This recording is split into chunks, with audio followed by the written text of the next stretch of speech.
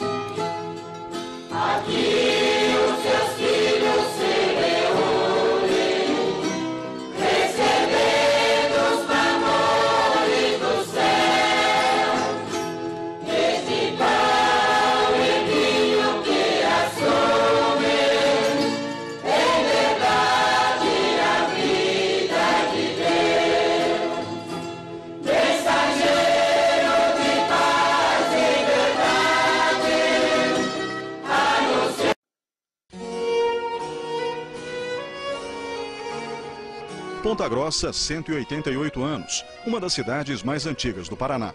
Mas, na verdade, a ocupação destas terras começou bem antes, há aproximadamente 350 anos.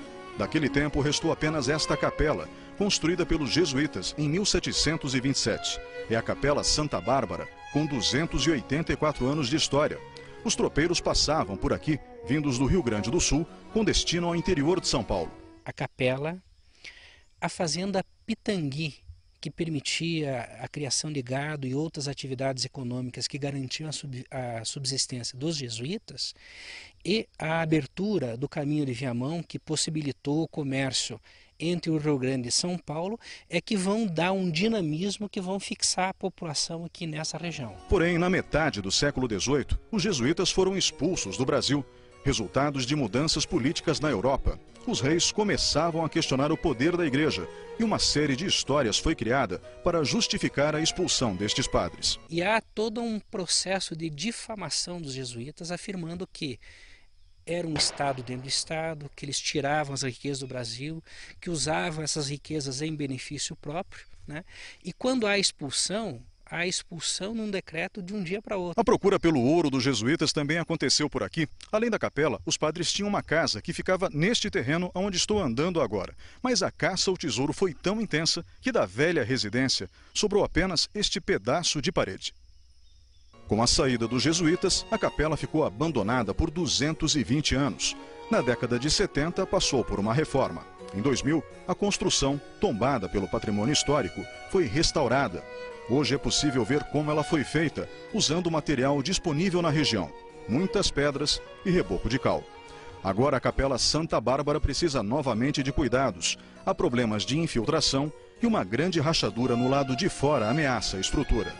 E se os jesuítas tivessem ficado no Brasil, o que teria acontecido com este local? Em vez de Castro e Ponta Grossa, nós poderíamos ter, digamos assim, uma terceira cidade cujo núcleo central poderia ter sido esse lugar se não houvesse a expulsão dos jesuítas.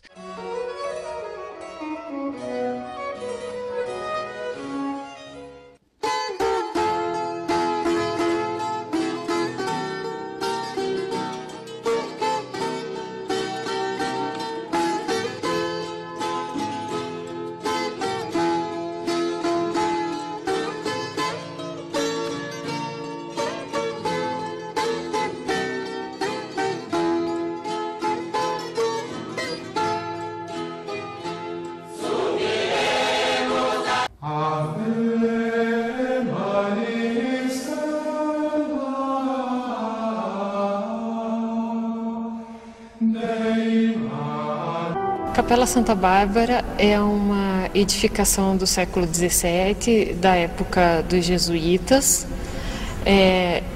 Historicamente, é uma das referências mais antigas que nós temos na região dos Campos Gerais, se não podemos dizer a mais antiga. A construção é fruto de uma promessa de Ana Siqueira de Mendonça, esposa do homem de fazenda Domingos Teixeira de Azevedo. A capela atenderia às necessidades espirituais dos moradores locais, das redondezas e aos tropeiros. Ao que parece, foi a primeira capela a ser construída.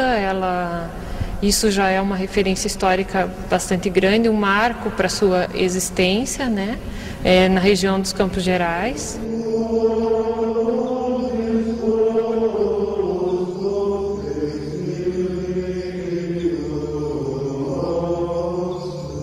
Realizada em alvenaria de pedra, era argamassada com cal e areia. As paredes eram em alvenaria de pedra e argamassa de cal. A cobertura em 2 águas e telha tipo capicanal. Em seu interior, possui 2 volumes, nave e pequena capela, integradas por um vão.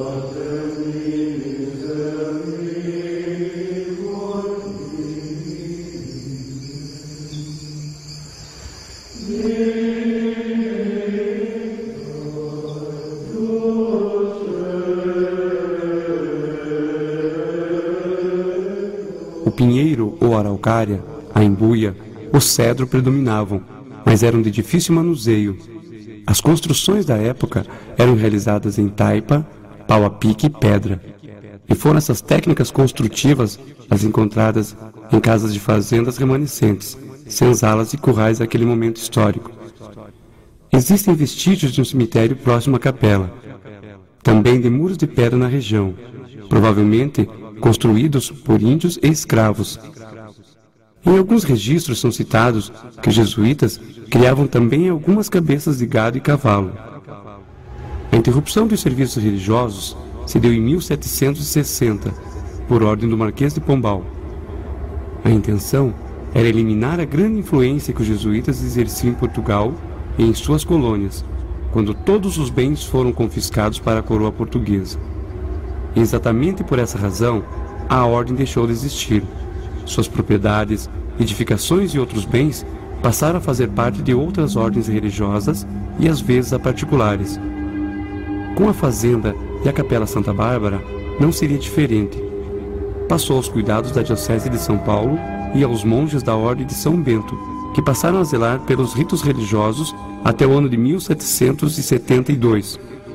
Após essa última ocupação, as terras da fazenda foram leiloadas e, assim, adquirida por particulares que, se não a preservaram de todo, não permitiram que a construção fosse arruinada completamente. Após mais de 2 séculos e os muitos anos de abandono, as intempéries e o pouco cuidado com a capela, quase a deixa arruinada. Mas nos dias atuais, a comunidade se conscientizou da necessidade de sua preservação, pelo fato de ser um dos poucos remanescentes daquele período na região, marco da colonização portuguesa no sul do Brasil.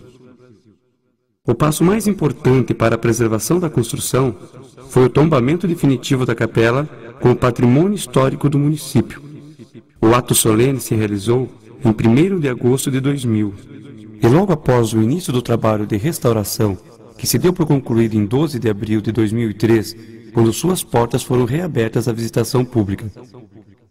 O processo de restauração se esmerou em seus mínimos detalhes.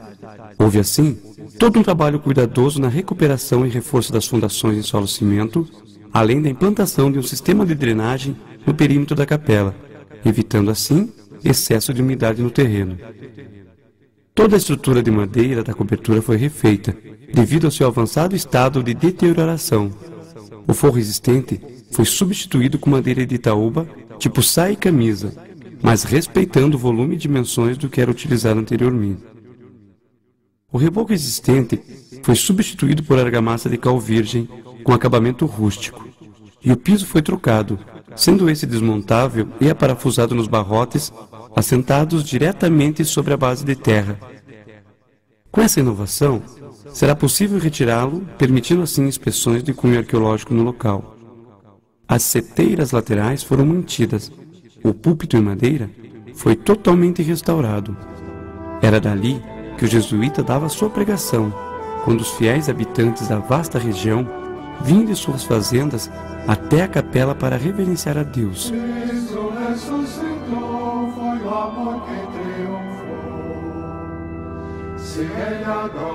Em um lugar tão longínquo, a muitos milhares de quilômetros do seu país de origem, mais uma vez, a obra do santo espanhol Inácio de Loyola se concretizava.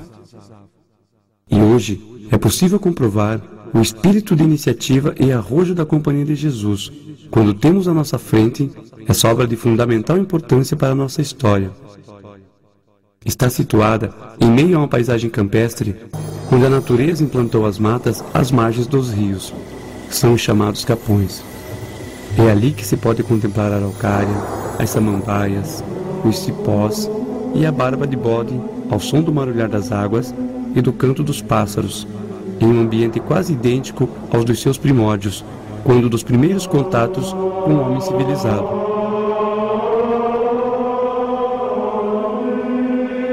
A imaginação é capaz de nos transportar àquela época, e é quase possível perceber a presença dos jesuítas com seus hábitos, os tropeiros, os índios e os escravos, como se ainda estivessem pela região. A capela se encontra distante do centro da cidade de Ponta Grossa, em 14 quilômetros, próximo ao Rio São Jorge, excepcional beleza com suas cascatas e cachoeiras e a imensidão dos campos.